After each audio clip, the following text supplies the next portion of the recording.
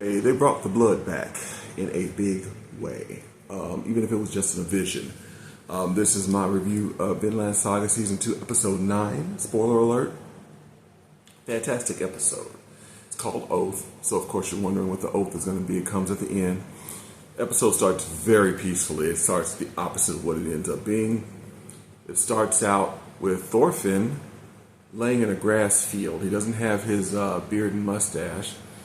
He's laying in a grass field, and he thinks he's saying to himself it was only a dream. He actually gets awakened by a lamb jumping on his chest. It's like if you could design the most peaceful scene in history, this was it. He's under a tree. It's pretty grass fields. You see water somewhere, mountains. It's just gorgeous. When I first saw it, I thought like, oh wow, they're at Vinland, or he's dreaming of Vinland. But apparently he was dreaming he was back home. And, and he actually goes over what's happened in Vinland Saga so far. He's like, oh, it's only a dream. I can't believe I dreamed that, I saw my father die. I killed all these people and, I ended up a slave, To him, this is all a dream. So then he sees his dad come up. And his dad sees him. And he runs up to him and he's like, oh, Dad, oh my God, I had this, he's trying to talk to him. And his dad's like, I smell blood. Who did you kill? Or who was killed or something like that. And then you see him, so there was a dream Thorfinn had at one point where he saw his family huddled. And he saw the old him going toward the family with the knife and he wanted to save them. And he imagined that the young boy in the dream was Einar as a child. So,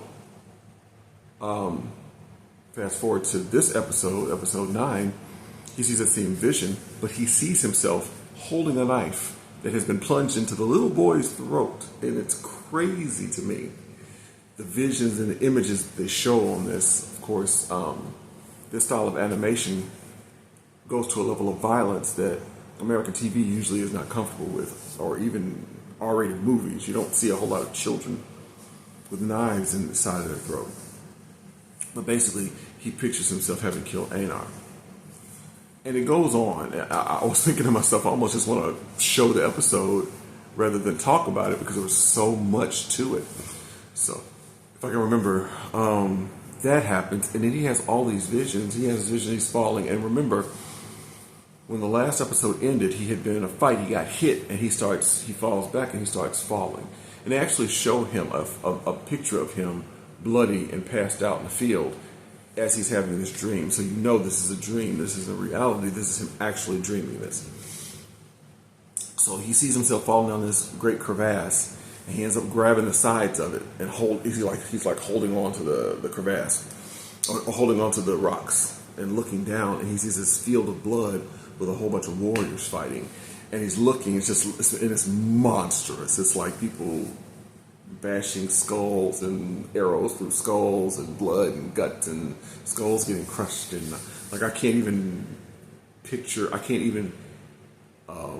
explain how terrible it was. But anyway, he sees all of this and his first thought is, this is Valhalla? Because of course all warriors are supposed to go to Valhalla, right? You die in battle, you go to Valhalla. So in his mind he's like, oh, we've been kind of snowed. This is Valhalla, not the great place we thought it was. So then he sees Bjorn, Askeladd's old right-hand man, and he has the whites. He only has whites in his eyes, and he's this like monster. He looks like he did when he took that mushroom. That's what he looks like all the time in this area. So then he sees, of course, he knew it was coming. He sees Askeladd, and Askeladd is not down in the field of blood fighting. He's actually sitting up on top of this pillar, and he starts talking to Thorfinn as Thorfinn hangs there.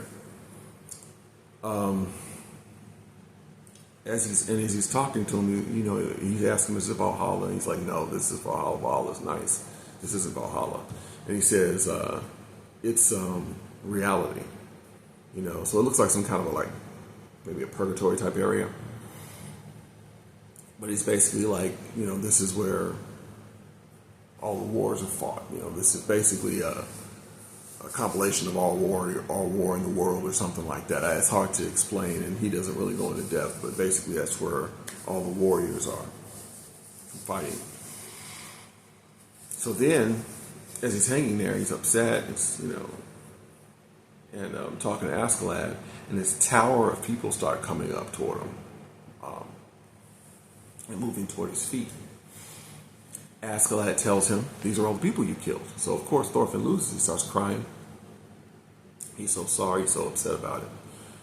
And as he sees them, they start grabbing his feet, and it feels like they're going to pull him down. Askeladd jumps down, and because what you start seeing is the people are pulling on him, and then you start seeing arrow shot toward him. He never gets hit, but you see arrow shot toward him. Then Askeladd jumps down into the field of blood, starts fighting people off, and he tells Thorfinn, "It's your job to go back and become a true warrior and take all the people you killed with you."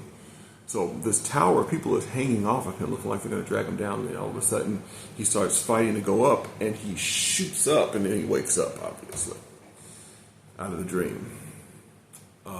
Really, really vivid dream, really intense, really powerful. So he wakes up, he sees Einar laying in the field, and he thinks Einar's dead, but Einar wakes up. And they start walking, and Einar starts celebrating the fact, in the last episode, Thorfinn was the one that punched that guy. And Einar's like, "You knocked the guy out, it was great." Thorfinn stops and he starts bawling, starts crying his eyes out. And he starts talking about how he spent his whole life killing people. He's murdered so many people. He makes a point of telling Einar, "People like your family." And he promises he will never hurt another person the rest of his life. And he started to kind of understand what Askeladd meant when he told him he could be a true warrior at the end of episode 1, that last episode when Askeladd was dying. Tells Thorfinn he can be a true warrior. So Thorfinn is starting to kind of get a purpose for his life, which was very, very interesting to see. This is the way it happened. Excuse me. Then the episode ends. The farmhands go to the master and the pater, his right-hand man, and they're trying to get him to punish the slaves for the fight.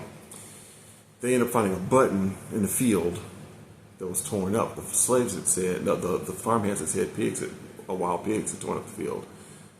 Since they found the button, they were like, we're not going to punish the slaves, And of course, Pater was the one that helped him out, And the master asks Pater, "Aren't you worried about being seen as a snitch?" And Pater's like, "Life has hardened me." He's like, "You got to remember, I was a slave once." And clearly, as you watch these episodes, Pater has a very, very, obviously he's not a slave anymore, but he has a very, very soft heart for these slaves because he knows what they went through.